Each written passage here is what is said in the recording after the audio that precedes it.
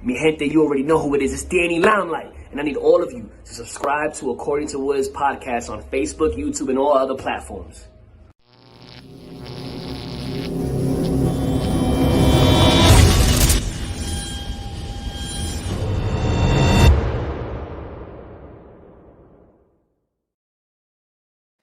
What's good, party people? This is According to Woods, and I have the honor and privilege of talking to, she is the hostess with the mostest. She does MMA, pro wrestling, and even is a co-founder of a fantastic beauty care and candle company, Center In. She is the one and only TK Trinidad. TK, what's going on? Hey, how are you doing? Doing great. To kind of bring off air to on air, I've been a fan of yours for a while, and literally, I looked up to a lot of you folks in like the after buzz kind of, universe, right? Yeah. We can say universe, and it's cool to kind of have you guys on because in many ways, like you guys inspired me to do exactly this. Oh, nice. Cool intro, by the way. I like it. Like, I might steal it. So just a little FYI. If you see it, I'm just like, oh yeah, don't even trip because Fiverr is your friend. Yes. So anybody that is aspiring to do any sort of like creative thing, and they might not be as creative, Fiverr is your friend. FIVRR. Mm-hmm. Maybe we'll get a sponsorship since we're both avid users of such. Maybe. I mean, they should. I use them for everything. I literally had them do like a business plan. I had one guy do an intro. One guy's working on a some other thing for the business. Like, I use them all the time. That's tremendous. But I mean, you yourself are a bit of an impresario or impresariist. If that's not a word, I'm going to go with it. Let's just go with it. But you are doing, a lot of things in the entertainment industry. And then, if that wasn't crazy enough, but like you started your own brand, which is absolutely cool. Yeah. I mean, it's one of those things where my dad I've never known him to work for anybody else. So it was just kind of one of those things where it was a natural progression. And also realizing that, as a lot of people know, even in the entertainment industry, you can only knock on so many doors before you just kind of create your own table, your own chair, you have your meal and you sit down and you eat it or broadcast it. And, there are people who rock with you. And that's usually when those big networks start coming to you after the fact, after you created all this and you expended so much effort and time. That's when they're like, hey, can I just, have a seat at your table too and have a meal that you only planned for one and now it's going to be 5. It's one of those things where, it was a natural progression. It's going really, really well. And I can't complain. Now, you talked about your dad, right? In terms of being an entrepreneur in his own right. Was it pretty early on in your upbringing? Did you kind of go like, hey, I'm going to do it on my own. Like, I'm going to buck the system. And rather than this, being a cog in the wheel, right? Like I'm going to create something in my own volition and let's see where that goes. Yeah. I always said I couldn't do a 9 to 5. I've always said that. And my mom said, if you keep on saying that, it's not, you'll never get a job. And she was right. And so, it's one of those things where and I've never also been one to take too many orders from people. So that's why I never became a cop or in the military, even though people told me like I should. But that was just never my thing. I've always just kind of wanted to be like left alone and like, let me do my own thing and create my own money and, be creative, but also be bossy and kind of that combination of stuff. So, the timing of everything was perfect. The preciseness of how, and particularly the business. So for you guys who don't know, it's Center In. Skincare and candles, and centerin.co. And I should actually get you a discount code now that I'm thinking about it. This is like hindsight. We'll work that out. But it's we do candles, we do cocoa butter, we do body scrubs, We do body wash, and we also have a sister / brother line called Clipper Ranks, and it's all hair and beard products, and that's actually doing really, really well. If you're familiar with the TV show Luke Cage, the main actor, Mike Coulter, he actually puts the beard oil and beard shampoo in his like 10 things, like his 10 must-have things for the New York Magazine. And so like the sales for those two products have like skyrocketed. So yeah, that's that's essentially what takes up the majority of my day. And then like I try to do everything else, like try to squeeze everything else in between time. So That's not a bad deal, man. And especially, I mean, being involved in the entertainment industry and then kind of having your business, kind of mesh in the best possible way. That's, I mean, it's pretty much the culmination of like, I mean, years of hard work. I mean, yeah, decades even. I like to, I think it was like on my middle school bulletin board, and it said it takes a lifetime to become an overnight success. yeah. Very true. Yeah, it's one of those things where you learn little things here and there, and you pick up little things here and there. For instance, my father, like I said, he's been an entrepreneur since I've known him. But the one thing that I remember from childhood is like no matter where we went, like somebody always stopped him to talk to him. Like he knew everybody, and it was annoying as a child. And then this is like kind of like a conversation I should have with my dad. But what I didn't like was the fact that he didn't actually teach me the importance of networking. And so I learned that on my own, like kind of looking back and seeing how he interacted with people, and then looking at the importance of networking and the importance of, I'm a real stickler as far as much as I can, keeping to my word. And so it's one of those things where because of those two things, the entertainment part of my career has fed into the business. Like a lot of people who have given the company free press. The Luke Cage Mike Coulter thing happened literally. I interviewed him like a year and a half ago, and this is actually a really cool story. So he was doing like a movie. Dang it, it was a Christian movie. I can't remember the name of it, but it was a really good movie. And him and Dennis Haysbert, and he's the Allstate guy. They were in the junket together, and by far, those two guys and the things that they've done have like impacted my life. Meaning that like I watched Love and Basketball, and the reason I loved it was because I always wanted to be a college athlete, and coming from Canada, like collegiate athletics is nowhere near the same. So I watched it like thinking that this is my life, like this is what I want my life to be, and I ended up training at USC for a time before I went to Oregon. So I told him that story. And then I moved over to Mike, and I was like, I watched Luke Cage, and like I hadn't been home in like 3 years, and still I haven't been home yet. And like I miss home, and New York and Harlem in particular, especially the second season when they dived into like the West Indian culture, really kind of brought like, oh my God, this is like kind of like what home is. And so I literally told them both that story in less than 90 seconds, because they literally try to have you sit down, say your questions, and then get out in like all of 2 minutes. So like by the time I got to them, they were my last interview, and I got the format, like, okay, this is what you guys are gonna do. So like I literally, as I was walking in, I was telling them the story, and they were like so amazed. And so I followed Mike after, and I just like stayed in, like I just, not like we didn't have any crazy conversations, but like when I saw he got a new role, like, hey, congratulations, or I like his stuff, or it's like, hey, how are you doing? Like nothing crazy.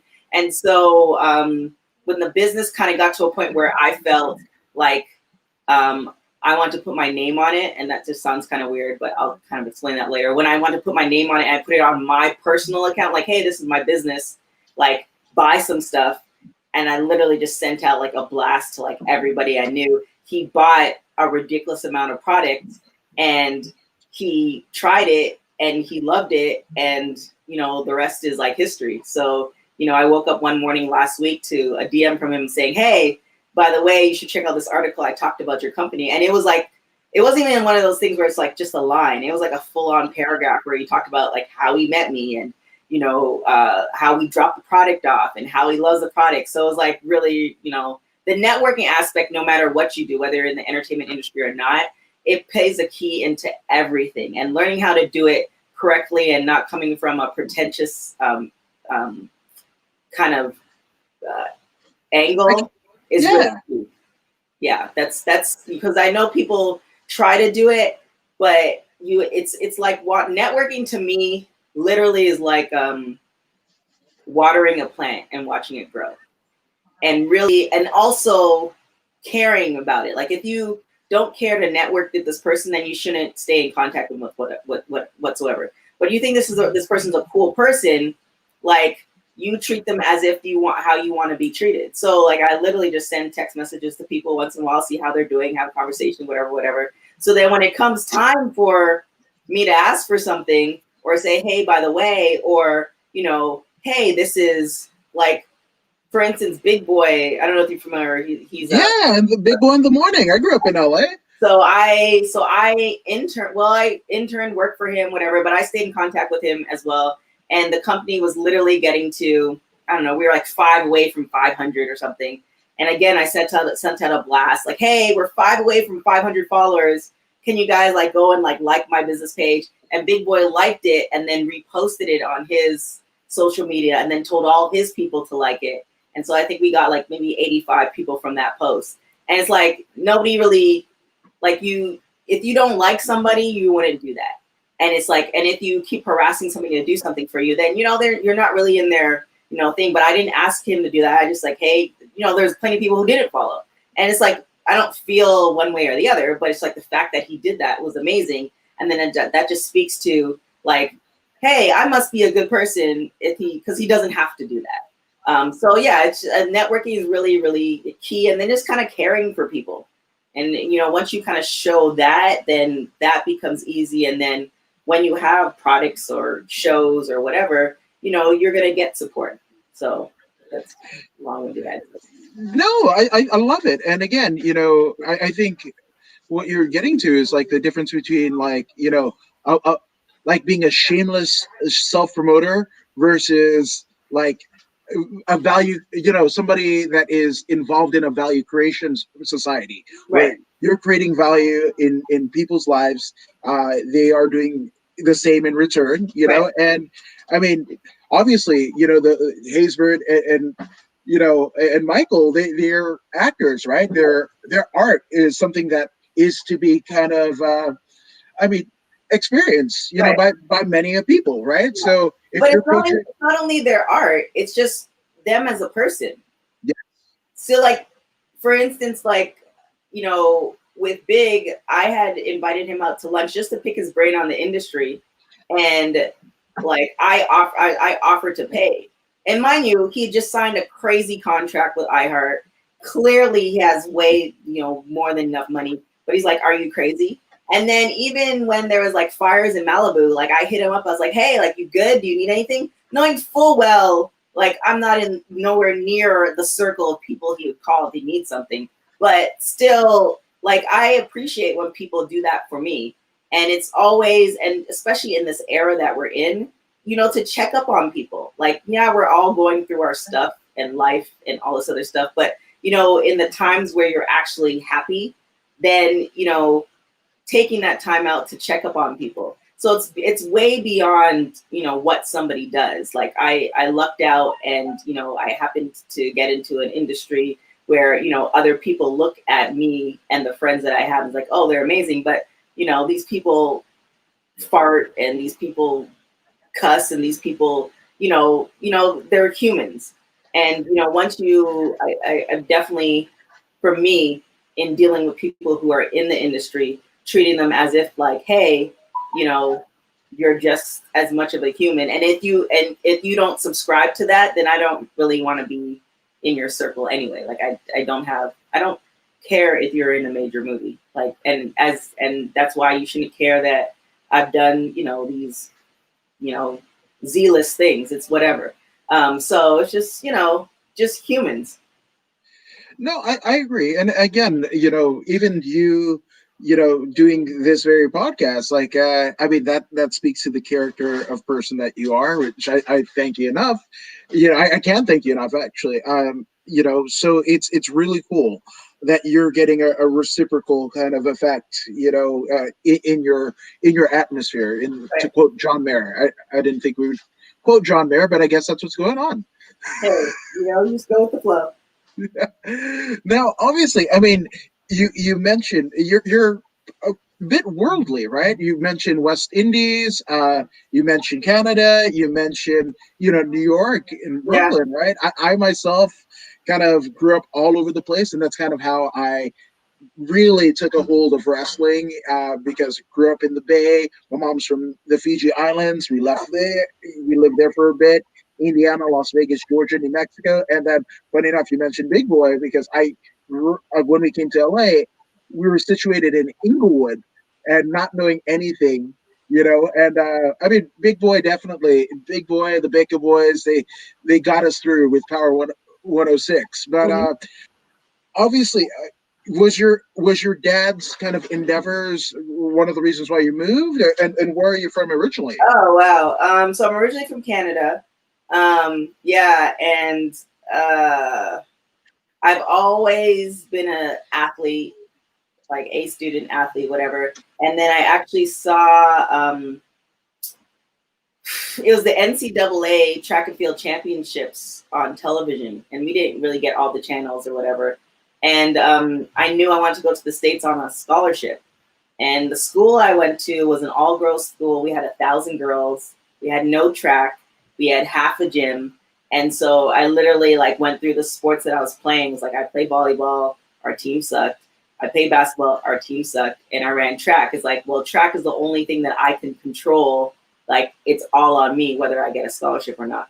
So I really, at that age, I like put everything I had, which was whatever you had at 15, and I was like, I'm gonna get a track scholarship. And so I trained and I got like a scholarship offer. It wasn't what I wanted, and the coach I had was terrible. So at 17, I decided to run away from home, and then I moved to Virginia, and then I ended up in California, and then I got a scholarship to Mount Sac, and then from Mount Sac I transferred to Oregon.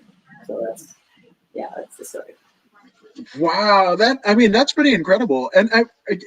So I'm kind of I guess, to use a wrestling euphemism, I'm kind of a mark for Canada. Like when I had my mom's British Commonwealth accent from Uh, Fiji, even though I was born here, and again, Inglewood in '95 isn't what Inglewood is today. right.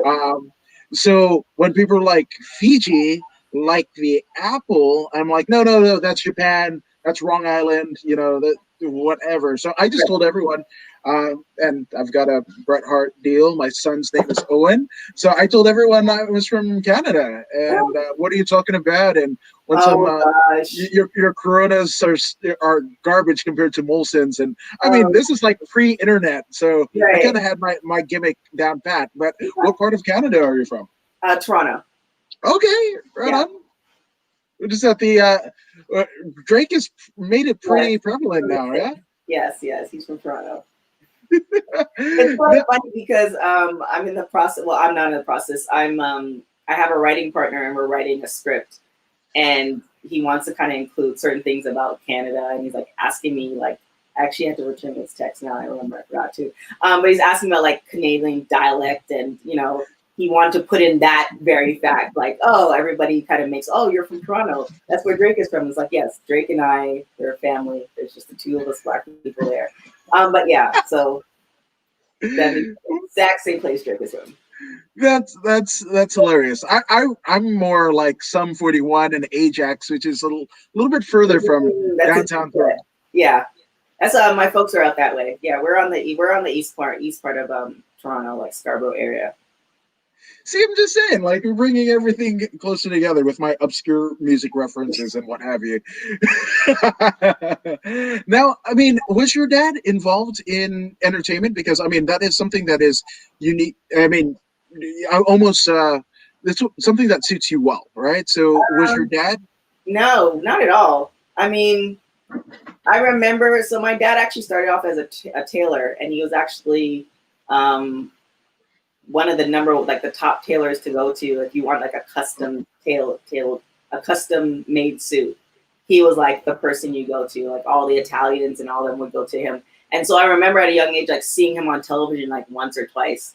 But then I had an uncle who was like a professional jazz musician, and he had passed away. So I don't really know the story with him because there's like other stuff that nobody wants to talk about. So no, there's, as far as entertainment, like I'm the, like, when you like talk to my family and like my older cousins who like talk to their kids, like I'm that family member that like has done like these random stuff. Like I'm the family member who had a track scholarship all the way on the West Coast, and then she like ran professional. And I'm the family member who was like a beauty pageant queen. And I'm the family member who's kind of done these like random stuff, but you never see me because like I don't really like go home and do a lot of that stuff. So, but you never see me, but then you can see me.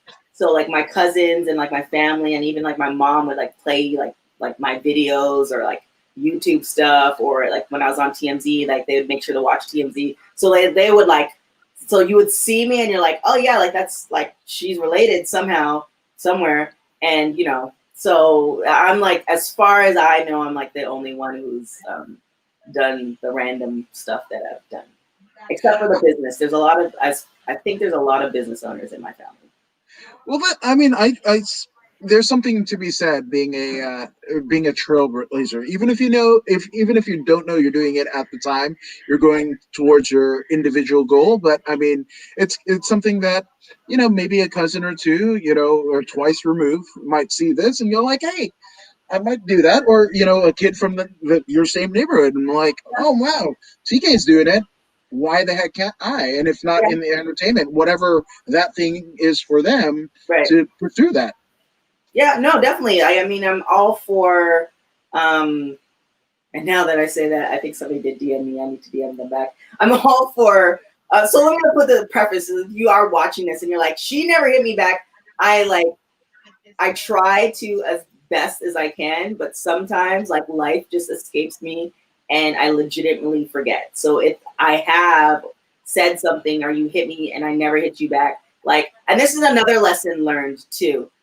Don't be afraid to, I call it politely harassing somebody. There's a lot of opportunities that I've got in life for the mere fact that I just didn't, unless you tell me, no, please stop bothering me, I'm going to file a restraining order. I'm going to keep on sending you emails every like 3 weeks.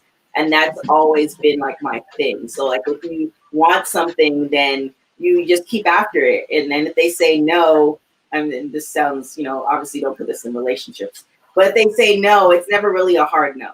It just means that it's not for that period of time. And it might not be for you, that opportunity, but that person may remember you because you were so persistent and then tell somebody else about you, which has also happened to me as well. So for those folks who are like, oh man, she's terrible. She said she was going to do this and she's never hit me back. Like, it's not. And another thing too, another lesson learned, it's never about you. You just don't know what other people are going through. So it's not like I'm being an asshole. It's more of like, I legitimately forgot because I might have been driving to like drop products off my company all day and I hate driving. So yeah, I kind of way too much information, but yeah. Yeah, I guess the euphemism is in your own feelings, and I mean people will get that, and sometimes they'll feel like, oh man, maybe I flew a little bit close to the sun and I got burnt or whatever. Right. But again, it's timing is everything. Mm-hmm. It is. I mean, it's one of those things like you just, I don't know, when things happen or people don't respond, I usually give them a story.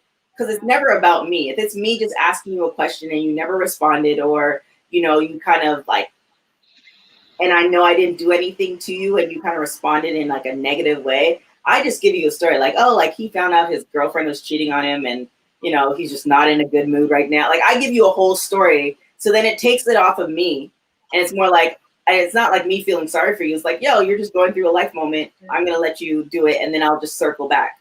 So like I never, another one of my mentors who actually became my mentor was Carrie Champion from ESPN. I had met her on the set, and then I shot her like a DM and she responded to like my surprise, and I just stayed in contact with her. And then I think I said, oh, like, I would love to take you out for tea. And I think I literally touched base with her for 6 months. And then we finally like went out. We went out to oh, it was like this fancy restaurant that you need a membership to. And so we went out to this restaurant, and then she like saw my reel and then put me in contact with an agent. So it's just kind of like, you know, you never know with the opportunities, and you never know who's watching you. And, you know, not to say that you have to change your, you know, who you are, but, you know, there's some like key principles that if the majority of people would follow, I think we would all be in a better place, like worldwide. So, you know, I just try to stick to those principles and kind of keep moving. I mean, principles and kind of standards. That's a very cool thing. But yourself have kind of taken a unorthodox, you know, kind of way about life, right? Because I mean, track and field, you know, athlete to entertainment. I mean, that's kind of it's a bit of a difference, right? I mean, definitely cameras on you to an extent, but Yeah. I mean, it's a different votary, I would say. So, was there any particular host or kind of format that you were like, maybe I could do that, or you saw yourself fitting perfectly? Oh, wow. God. So how the entertainment thing happened was I had finally retired from track. I had like tore my hamstrings and I was trying to like make it work. And then I think it's maybe my third year out of like trying to like run pro. And I was like, okay, this is not gonna work. Like there's just too many things building up. So I was literally walking down the street in Toronto with my track sweats on, and like this gym owner came up to me and he's like, "You ran track?" I'm like, "Yeah." And he's like, "You ran for Oregon?" I was like, "Yeah." And he's like, "Have you ever thought about being a personal trainer?" I'm like, "No." He's like, "Well, you should." I'm like, "Okay." So I literally I went in for a job, got the job, had no training whatsoever. And then I essentially went backwards. And this is actually how I got into like hosting wrestling shows too. I essentially went backwards and like got the certification, like invested in every magazine possible, read every book about personal training until like I started out, I think like making $12 or $13 an hour at that gym. And then, you know, fast forward a couple of years, I was making like 125 an hour privately. And so from that point, I started kind of training like entertainers, and I trained a reporter for like CP24, which is like the CNN of Canada. And he was like, "Oh, you should like start doing like fitness segments." So then I got into that. And then I realized like, hey, I don't want to be, because this sounds bad. I never wanted to be a personal trainer in the first place. I just happened to be good at it and people really gravitated towards me. And I was like, I like the feeling of, like making people feel good and them, you know, achieving their goals. But I also didn't want to do it day in, day out, because there was a point where I was, you know, waking up at 5, going to bed at like 11, repeating that for like, you know, a couple weeks, and then I would travel, which is, you know, not a bad life, but I didn't want to do that for like forever. And so I started doing the TV stuff, and I was like, hey, this is pretty good. Like they take care of you, and all you have to do is say some stuff, and like I'm about that. Like, how much do you get paid? Oh, you get paid this amount. So then I started splitting my time between Rogers TV. I like actually just started interning for them, and then personal training. And then like I really kind of fell in love with the process of it. And the goal was really just to inspire and entertain people and also educate them at the same time. So figure out a way how to do kind of all three. And then, you know, from there, I was like, okay, I want to do this like full time. And I left Toronto. I moved back to California. I got my journalism degree. And it was just a series of, I don't know, you just meet people and series of things that happened. The guy I was dating happened to know, he was in this play, and he happened to know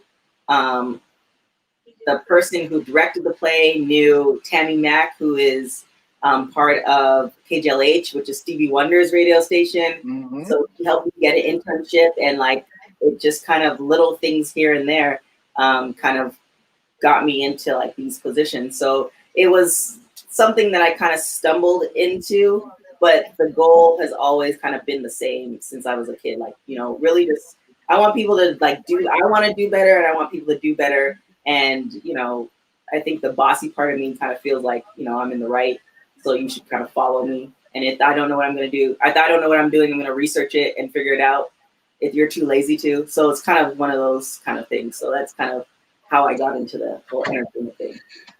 No, but I think it's cool. I think it's absolutely cool because I think it was like, I mean, none other than, I guess, third generation pro wrestler. And then now, like the biggest star in Hollywood, Dwayne The Rock Johnson, right. I think he got a role, whatever, role that it was. And then he was like, I think I should learn how to act. And I think Dave Bautista, same deal. I think I should figure out how to act. So then once you got the role, there's a little bit more of an incentive to like, let me figure out how to do the thing, right? Yeah. And then I'm sure you know the story because I love The Rock. How his ex-wife now, Danny, she was the catalyst in getting him all those Disney deals and all this other stuff, and pretty much kind of getting him to where he is right now, which is crazy because it is believed, like, the term like divorce, and this speaks to networking and character as well. It's just like, just because we're no longer romantically involved doesn't mean that, one, we can't be friends, and two, we can't do business together. It speaks to maturity, like the example of them, and to the point where he's become such a major star. He has his own company, and she's, I think, either the vice president or the CEO or one of those. Like, she's second in command, but truly, she probably is the one who runs the show, and she brings the stuff to him because they own XFL now. So she's the one who brought that idea to him. So it's just kind of like, it really speaks to this. A really good example of, and he's off with another woman, has 2 or 3 kids by her, and they're still working together. So it really speaks to maturity, and the fact that we're people, we make mistakes, or it doesn't work out. That doesn't mean I have to hate you. We can still break bread and like live a great life. So I don't know how I got off that tangent, but I definitely am for his work ethic. No, I mean that's a cool thing, and I think in like a generation previously, we kind of saw like Demi Moore and Bruce Willis and what have you, and I mean that was absolutely good. But I mean, let's just say Demi and Bruce are a lighter shade of brown, right? So to see a Garcia and a half, I mean, Canadian black and half Samoan, gentleman to do all of these things, and she too happily married and everything, and everybody's involved. They have the Simone together, and she's involved in wrestling, signed to a WWE developmental deal. It's just like the best of both worlds. And I mean, by the time she kind of makes her in-ring debut, she'll be the 4th generation in that Anawahi Johnson family lineage, and it's a female. Yeah. I hope she does well. Like, I hope she doesn't have because I haven't heard too much.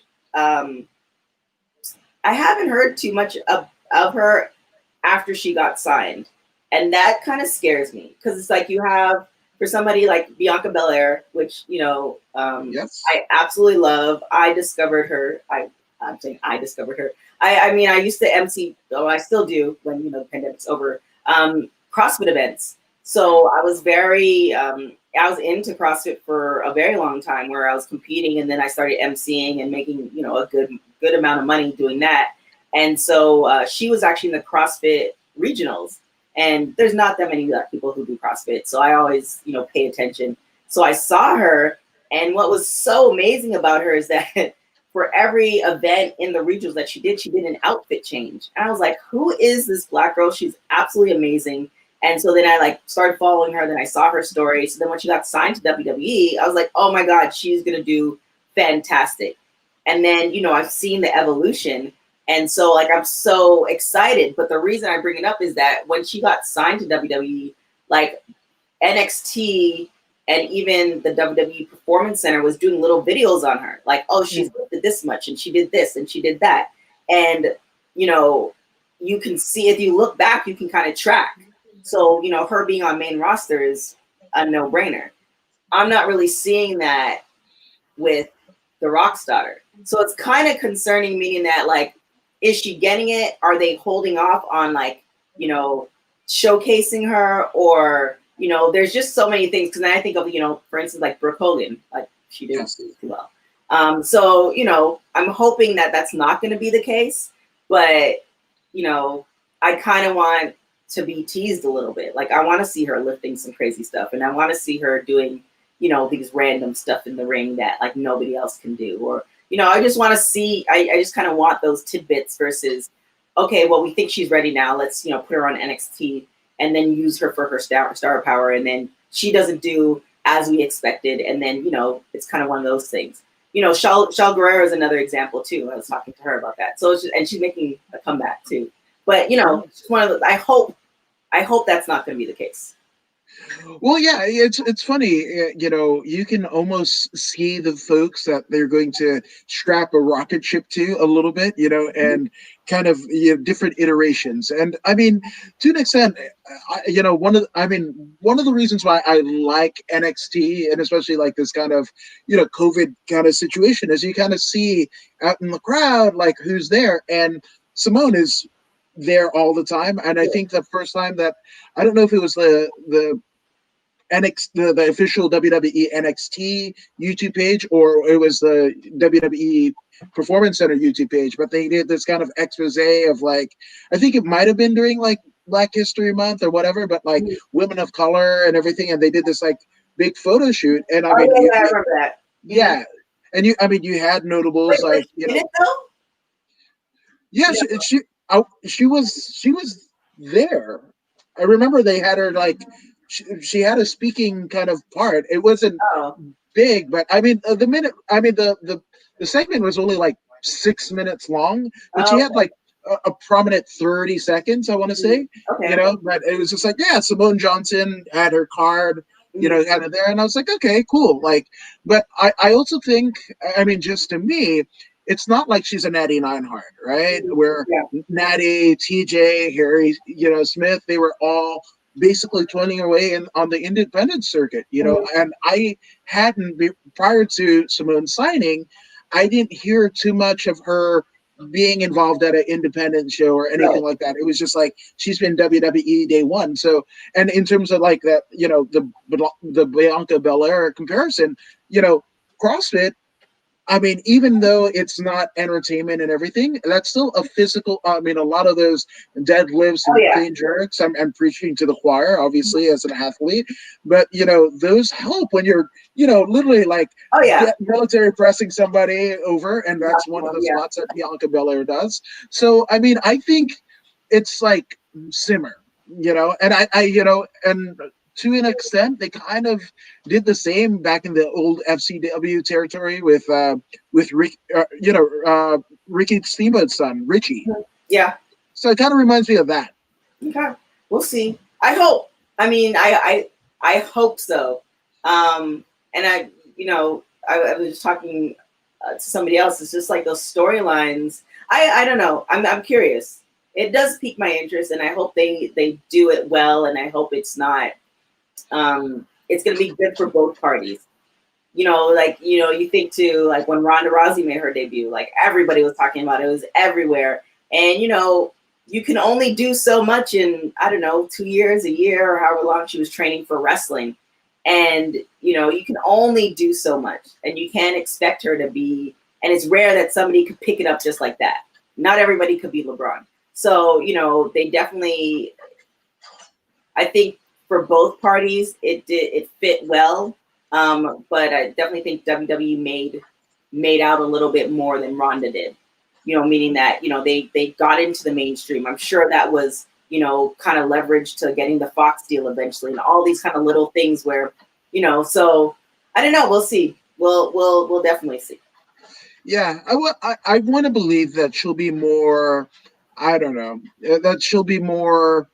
I guess. I mean, I don't want to say like Bray Wyatt, but like, he's that second, third generation, guy, more that than maybe George Goulas of the Memphis territory, right? Like, I don't know. My mind's eye believe, like, I kind of know what they're doing. I hope she's good on the mic, because if she's terrible on the mic, oh my God, it's going to be, that's going to be a slow and painful death.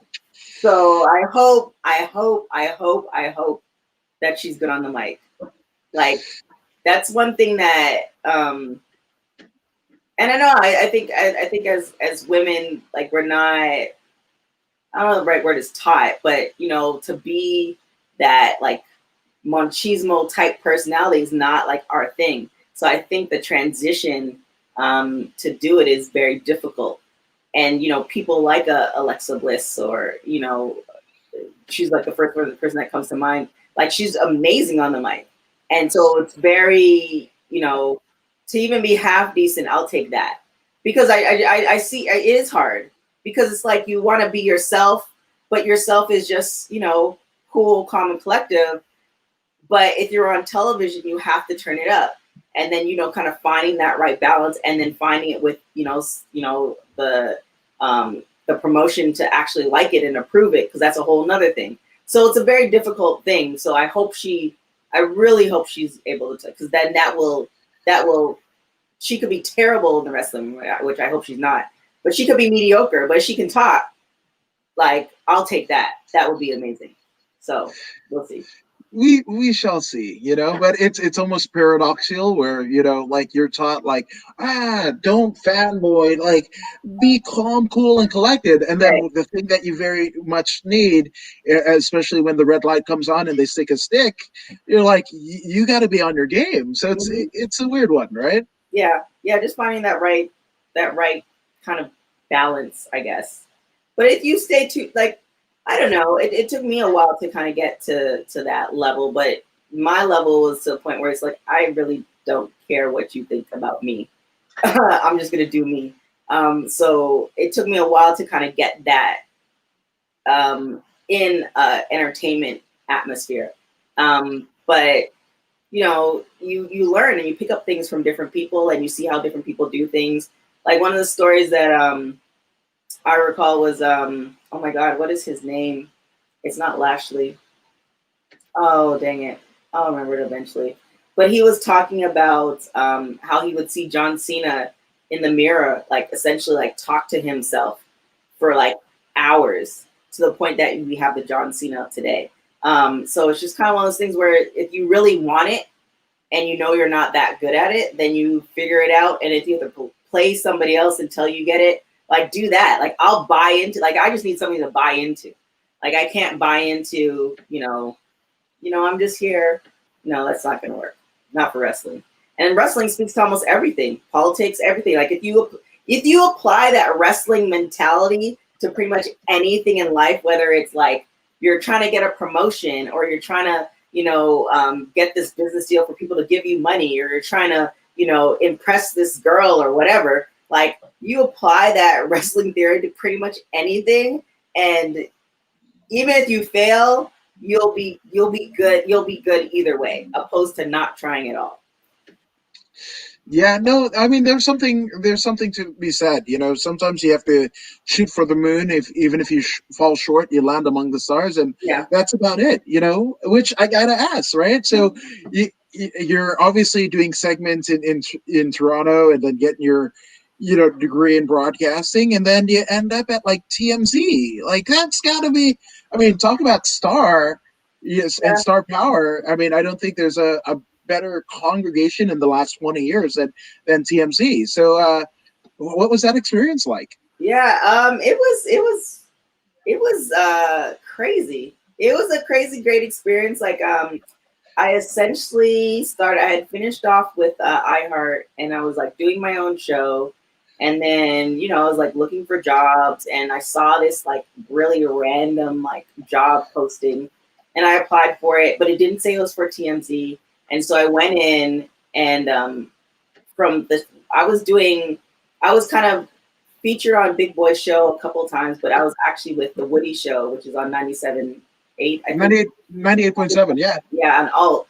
And so I was a part of the morning show. I was actually like the phone screener, but a black face amongst four white folks, and like, I was young, I'm from Canada. Like, I did CrossFit, like I was lifting like 400 pounds. Like, there's so many random stuff that they used as part of the show.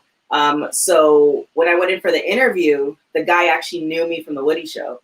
And so our interview was up talking about radio. And so he's like, oh, this position, that's not for you. you should do this position. And it was actually for the TMZ tour bus. And it was essentially, it's like the tour bus is like giving a show, an hour show on all like the streets of LA. And then if you interview a celebrity, then you take that to the main room and then you get, you know, then you're on the show. So I did that, and then I got on the show, and then I was on the show for a regular basis. And it was a great experience. I kind of knew that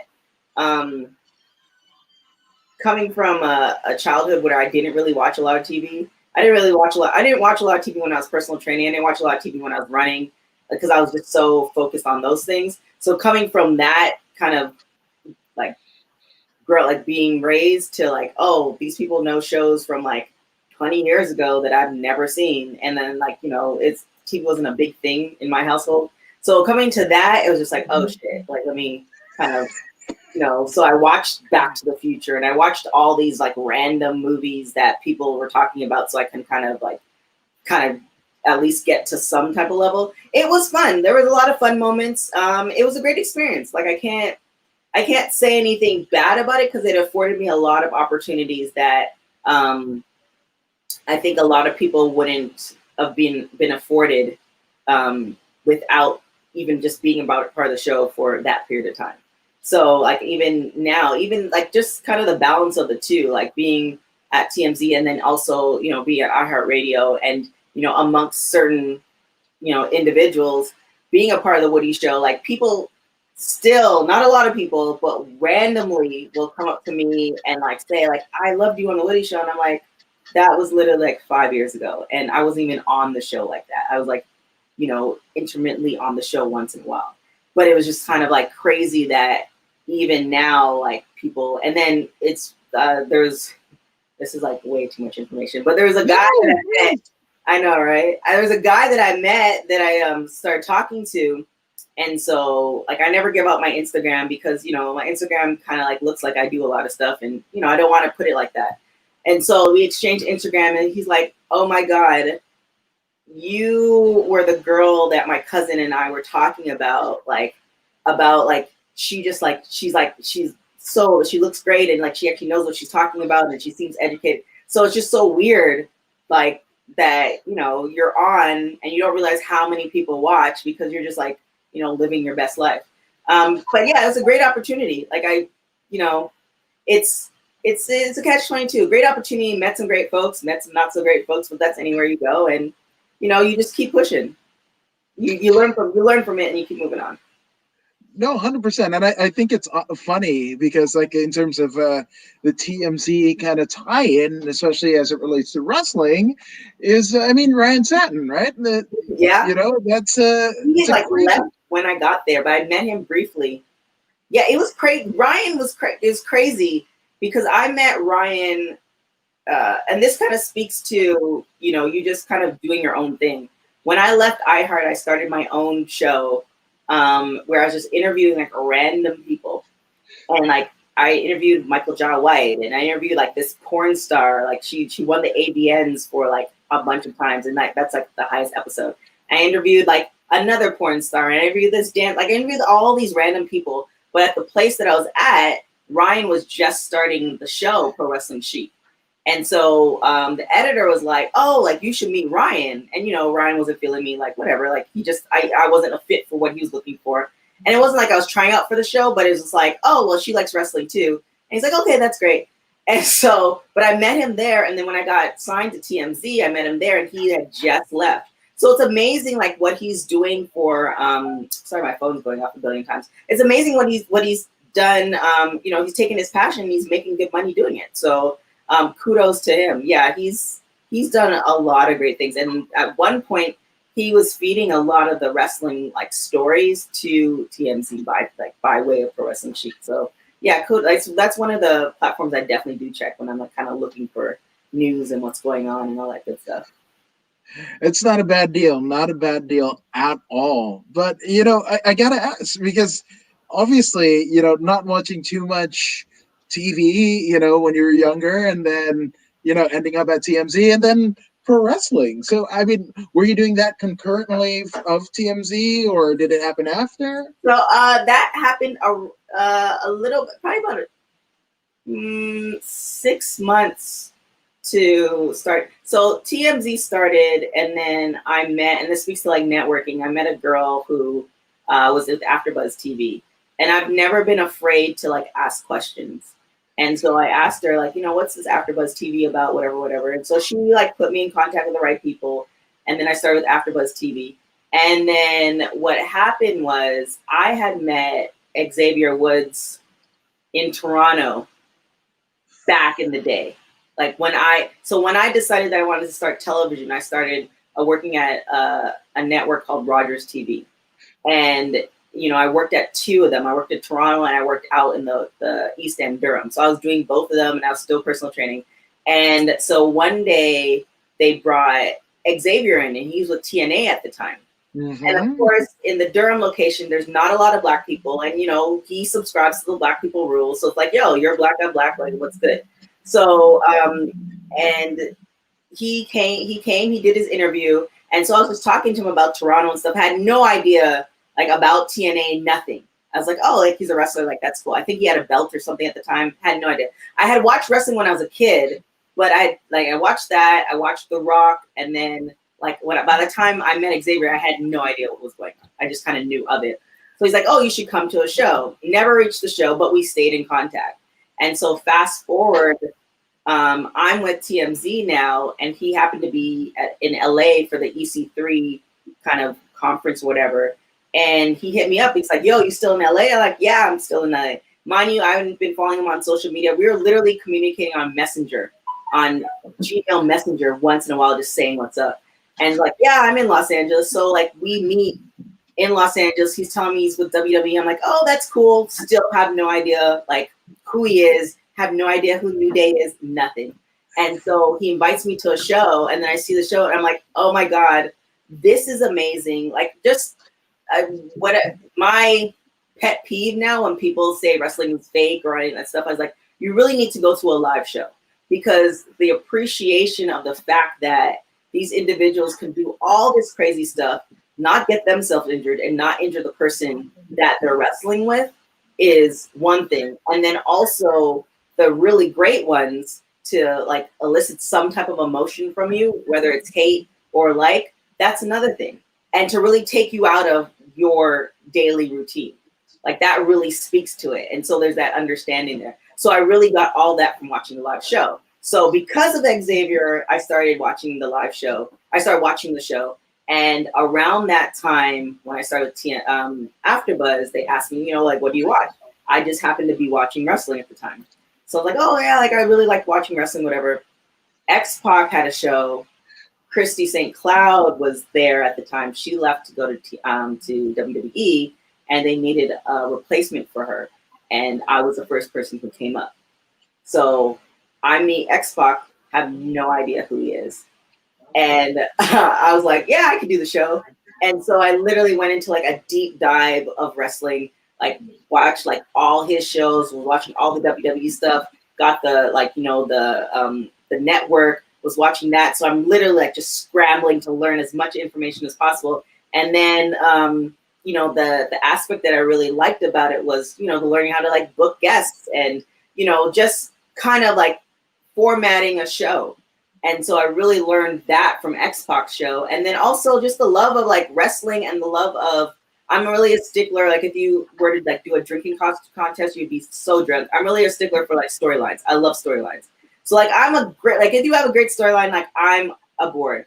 And then, I got to meet some amazing people through it. So it just like, that's how it kind of all happened. And then X-Pac led into Women's Wrestling Weekly, and then now it's Women's Wrestling Talk. And, yeah, that's like pretty much the whole, how that all kind of came about. But it's all the little things, like it speaks to like networking. If I never, said what's up to Xavier just because like, hey, you're a cool person. Had no idea, like, and when I saw his thing, like what really got me is like the height of New Day and going to a live show and seeing this man with his 4 kids, and he's white, by the way, seeing his man, his 4 kids and his wife, and they're like literally gyrating their hips, this old man. I'm like, wow, this is really like an impactful, like I had no idea. And like literally just staying in contact with him just to stay in contact with him. Like, hey, what's up? Like, you good?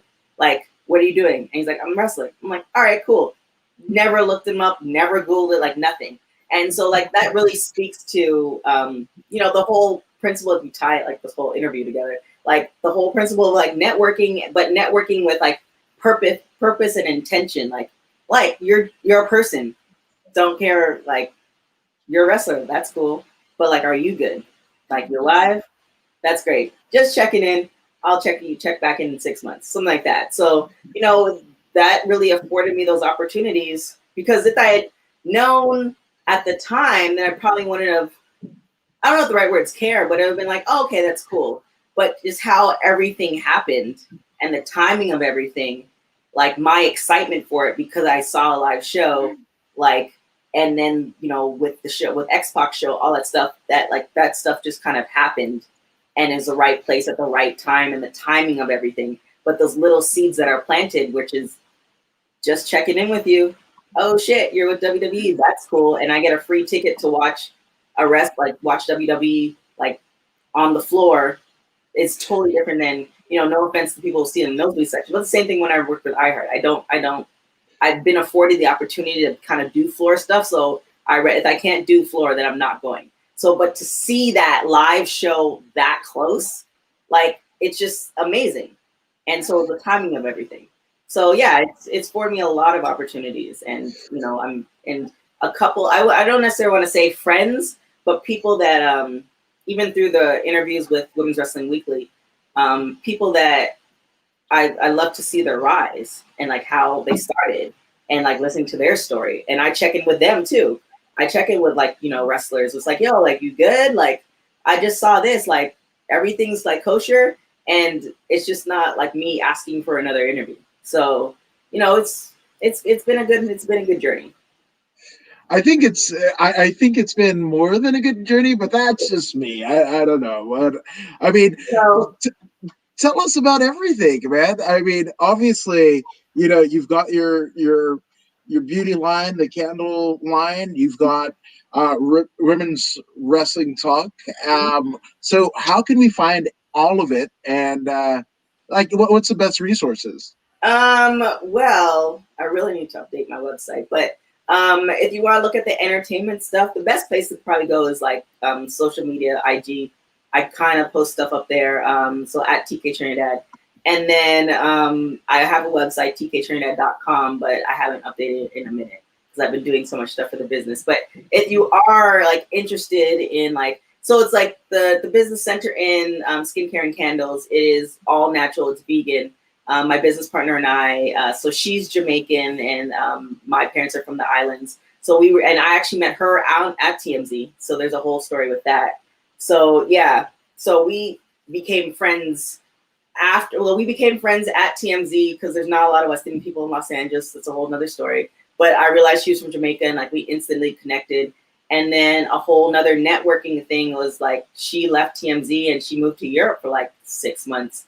And my thing is, like, sounds terrible. I never want to be that person where if somebody passes away and like I thought about them, but I never reached out, because that would make me feel like really like shitty. So my thing is, I just always want to check up on people. Like, you're good. And obviously nobody's going to tell me their life story, because like, I know you, but we're not like cool like that.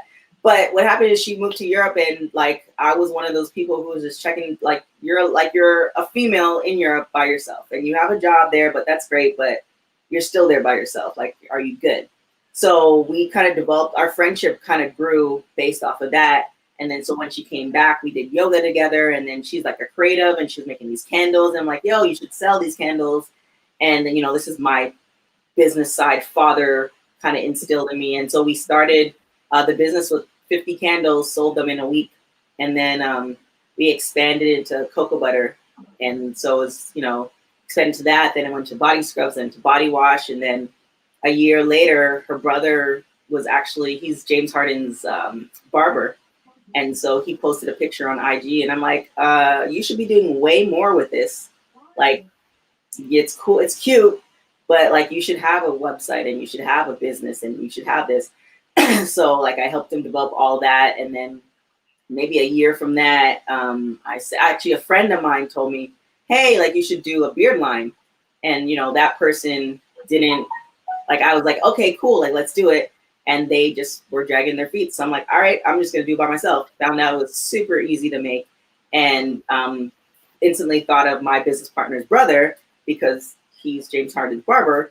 And so we went with that, and like, that's been doing amazingly well. So again, it's like a series of, it's just a series of things that happen, and it all kind of ties into like, hey, you good? You alive? Like, just want to make sure you're alive. And if you are, great. Check back in 6 months. Like, it's really kind of just on that level. And also that fear that I just don't want to be that person that's like, man, I could have talked to them, but, you know, I didn't. And, you know, now they're gone. Because, you know, life is like, every day is a blessing. Every day you wake up is a blessing. So, you know, and there's no guarantee. No, but I think you're like guaranteeing that you're fulfilling like this. I don't want to say like, I definitely say awesome life, right? But I mean, definitely something that you're proud of. You're building, in the words of Sarah McLachlan, you're building a mystery. So all these Canadian references, like listed somewhere on a piece of paper or something. It's like, like I said, I did my homework. I told everyone I was from Canada, so I did my homework back in the day. Yeah, I mean, it's you live one day at a time, and you enjoy the ride, and you know, you get to meet amazing people, and you get to do some cool things. Like, I think I've always kind of been about not doing what everybody else is doing. So like, if everybody's watching Game of Thrones, I'll watch it in season 4. Like, I never have been that person to stand in lines. If you're standing in line, I just want to be the opposite direction. Wherever you're not, that's where I want to be.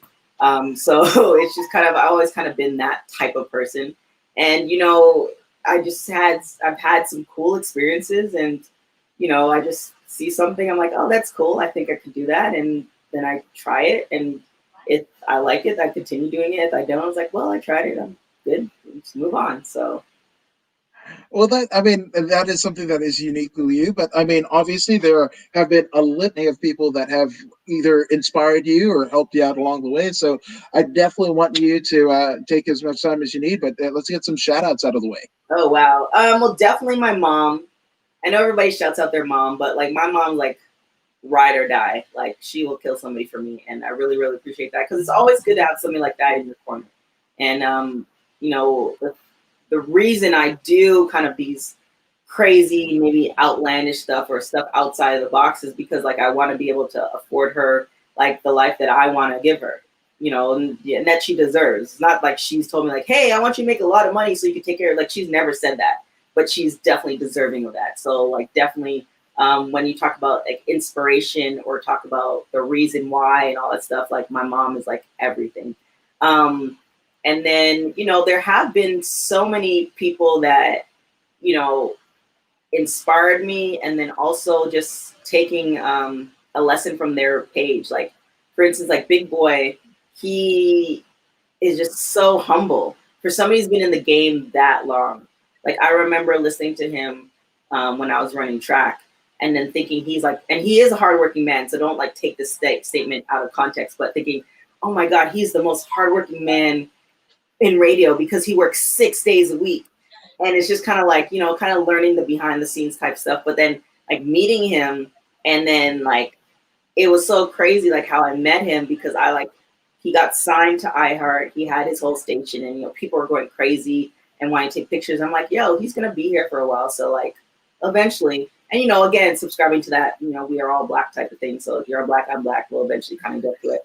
And it was so happened that I was posting a lot of CrossFit stuff on my Instagram. And so some people from his crew, like on his show, was like bringing it up. And so they showed him. And so he saw me in the hallway, and he stopped me, and he's like, yo, that CrossFit shit.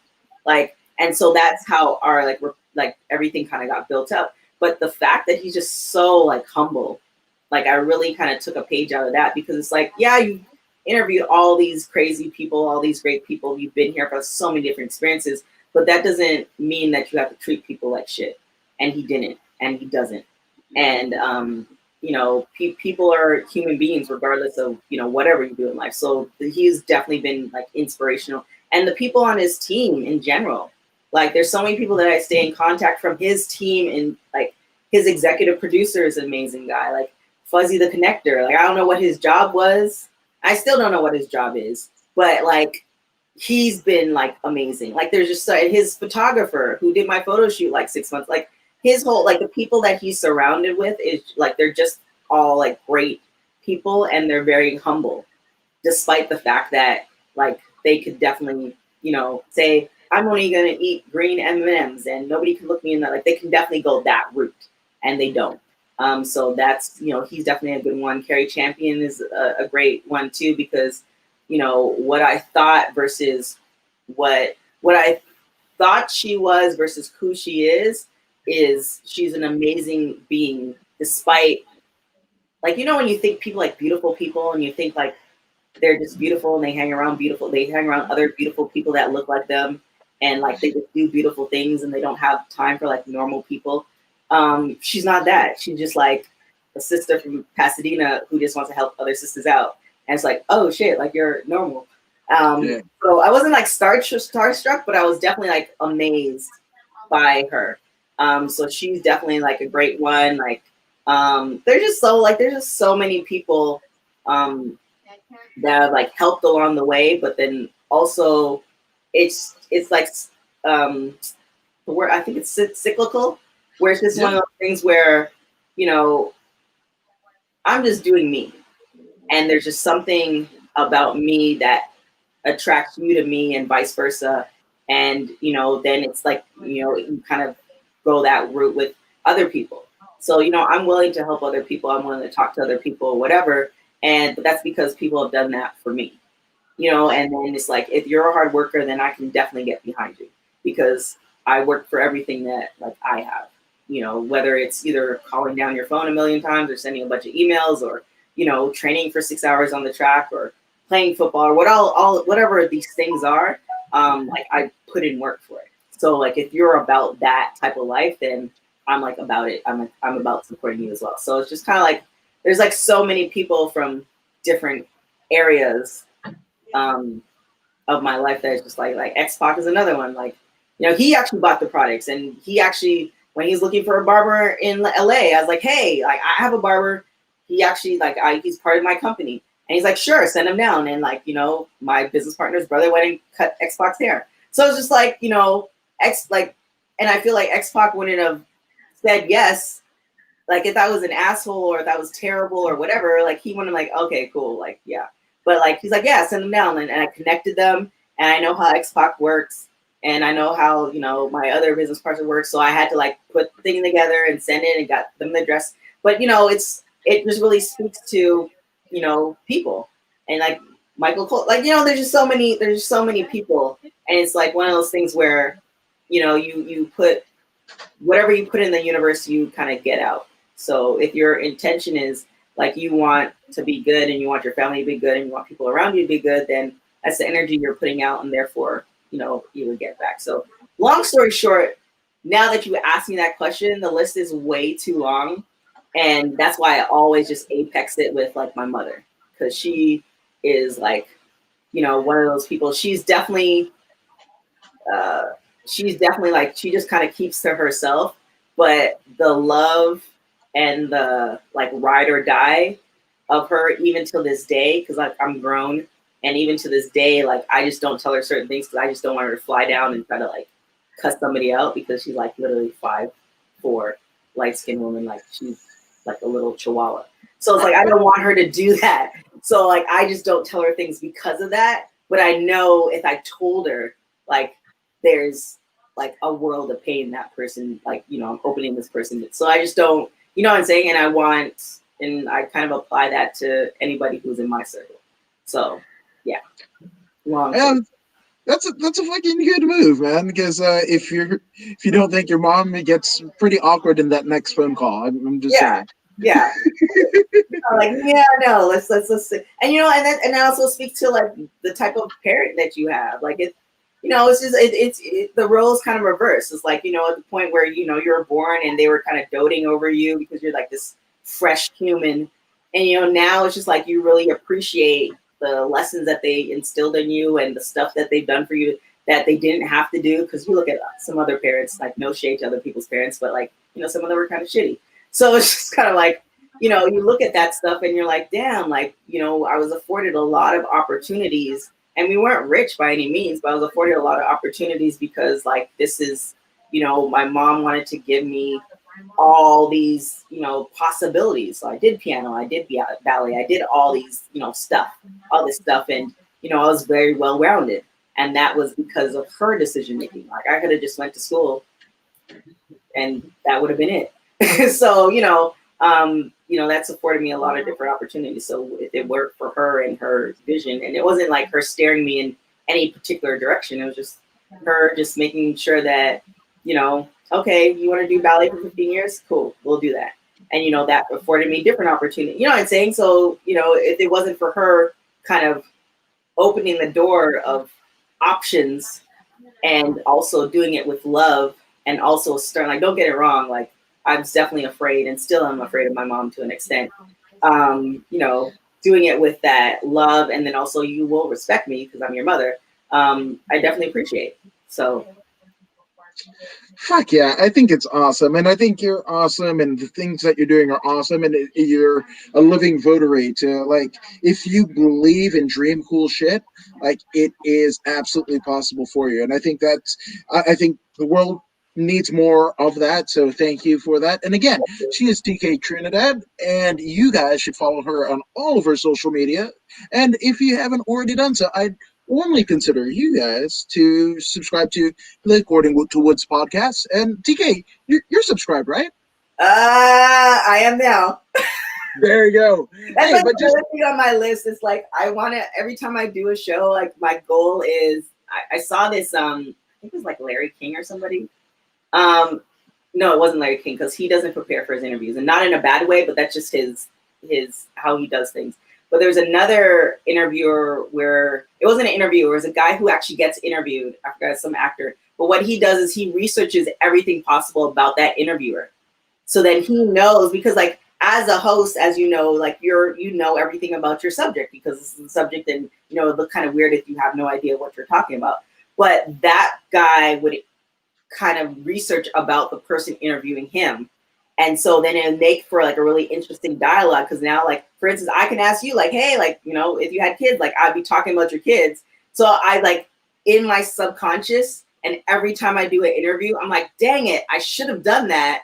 But it's literally like sometimes like the day just slipped away from me. I'm like, oh, it's 2:00 already. I have like 3 interviews today. Great. And it's not a bad thing, but it's just like one of those things where it's like, you know, I'm sure everybody has a bucket list of things. It's like, man, like I could really do better in this platform or this thing or whatever. Long story short, I'm going to follow you, subscribe to your YouTube channel. Long story short, I'm getting these like answers. But yes, I love it. I fucking love it. That's what podcasts are for. But again, I mean, if you don't believe me or TK, well, here's Pro Wrestler Zeta